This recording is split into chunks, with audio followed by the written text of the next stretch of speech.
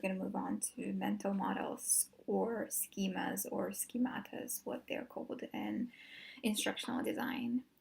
Let me start with a story that's not technically related to this on the first sight, but it is related to it heavily.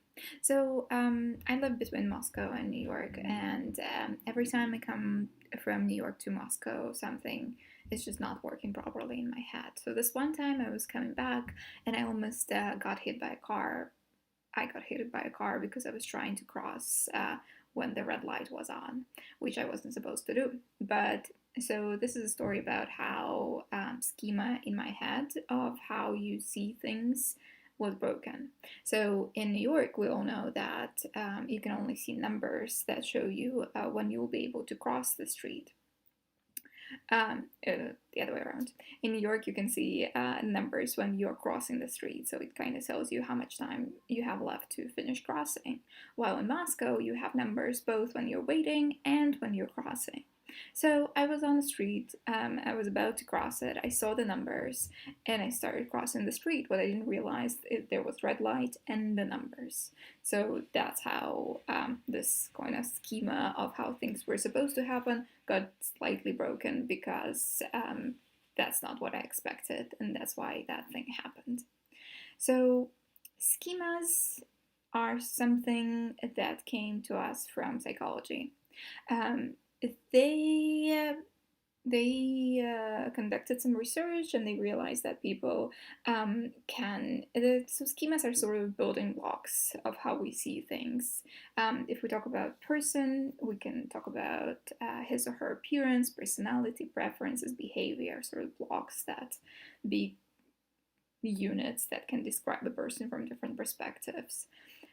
Social schemas could be how you behave in different sort of events, self schemas of what you want to be, what you like and what you dislike, what are you like, and then event schemas are about how you behave in certain situations, how do you act, what you bring with you, and things like that.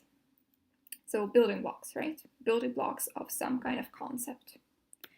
There are two things that are important when we talk about schemas: assimilation and accommodation. So going back to the story about crossing the street with me, what I needed to do was accommodation. I needed to accommodate my old schema to the new situation. I needed to stand before before I crossed the street, I needed to look at the light and realize that in Russia you see numbers both when you cross the street and when you stand there. So I needed to accommodate my old schema to the new situation, sort of change it.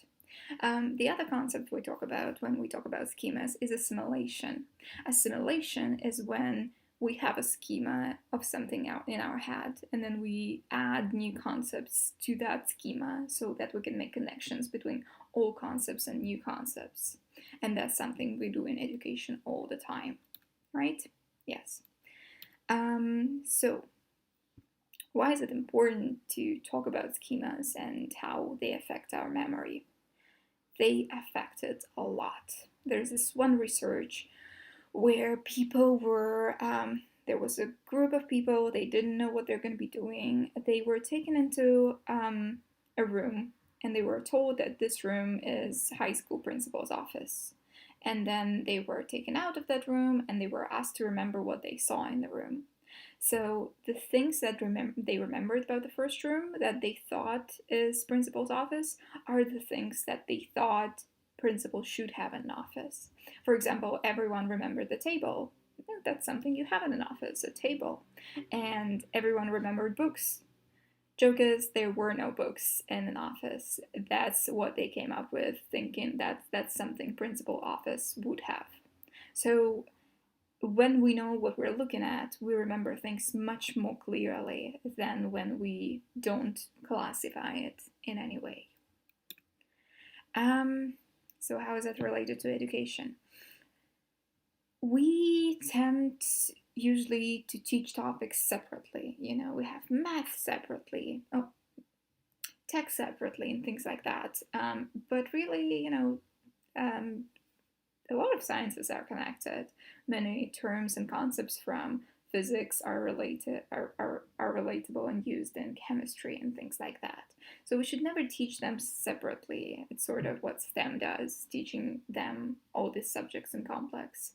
And whatever we're teaching, we should try to make connections between things and make sure that students don't think that they're separate and can't see the connections between them. That's how they should see topics, and not just as units in a textbook that nobody cares about. So, what does it mean for us in reality? First of all, we need to become friends with concept maps. I think you've all seen concept maps, and if you haven't, you're probably going to see a lot of them. We usually do them in Miro. So, concept maps is pretty much breaking down a concept into those units that it can consist of. Any dish has a cooking method, ingredients that were used, country of origin, and social setting when it's appropriate to eat that dish. We should do that a lot too. When we talk about new concepts, we should break them down to those tiny units that they consist of. Then, when we explain new concepts, we should explain them using previously explained content. Let's say if in the first lesson we learned what ingredients, cooking method are, and we sort of build those boxes within people's heads, like those are the things that are important when you talk about a dish.